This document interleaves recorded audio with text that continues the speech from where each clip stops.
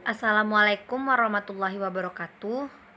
Perkenalkan, nama saya Meta Arisanda, NIM 18230029. Di sini saya akan menjelaskan materi perkuliahan saya, yaitu mata kuliah saya tentang seminar akuntansi keuangan yang dengan materinya yaitu Accounting for Islamic Financial Institution.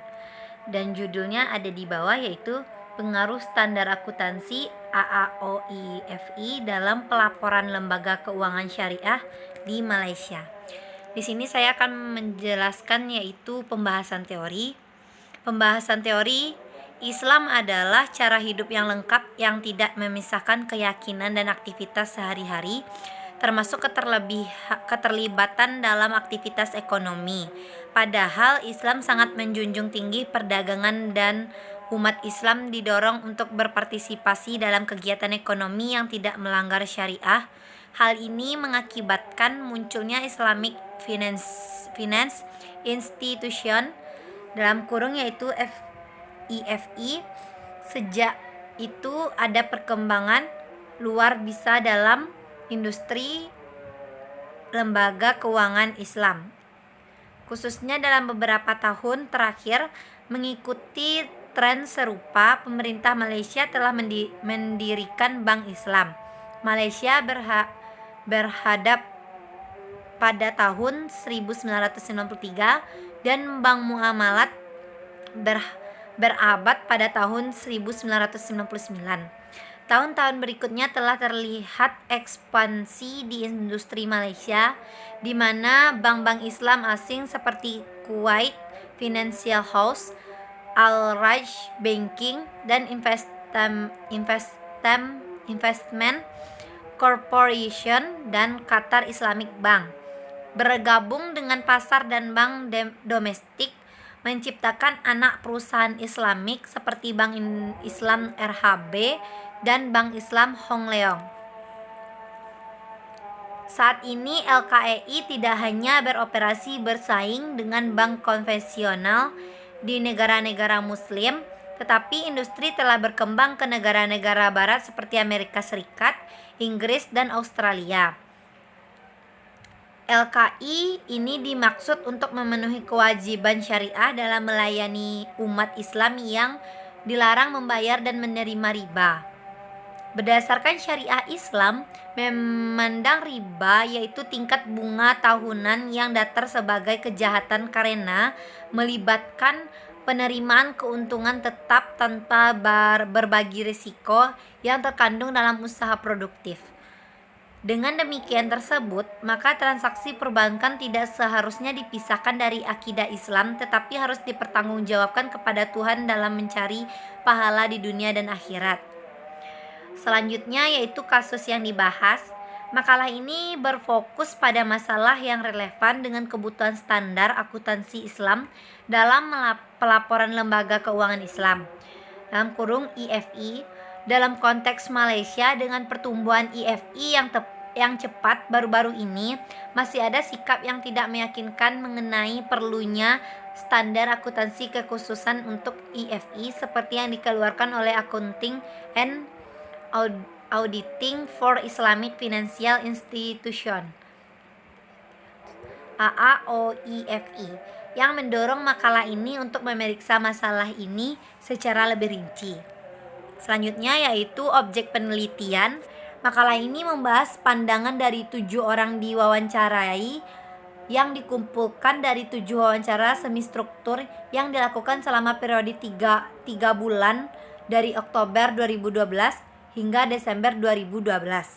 Ketujuh orang yang diwawancarai yang berpartisipasi dalam penelitian ini terdiri dari petugas tim manajemen di Departemen Keuangan IFI di Malaysia.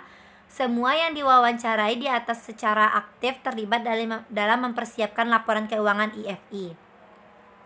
Selanjutnya, teknik analisis data. Kuesioner semi terstruktur dibayangkan untuk menangkap bukti penting mengenai tujuan penelitian yang diangkat di bagian pertama.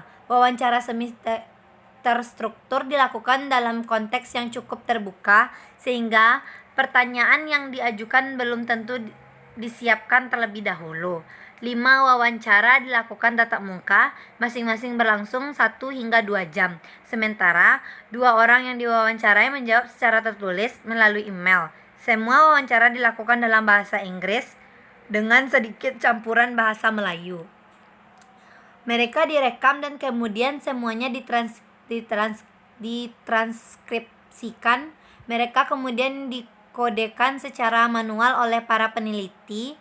Orang yang diwawancarai diberi kode P1, P2, P3, P4, P5, dan P6, dan P7, dan seterusnya. Untuk mewakili pendapatan dari orang yang diwawancarai, orang-orang yang diwawancarai ini ditanya tentang peran AAO-IFI dalam penyusunan laporan keuangan oleh IFI. Bagian berikut melaporkan temuan dari wawancara. Selanjutnya hasil penelitian.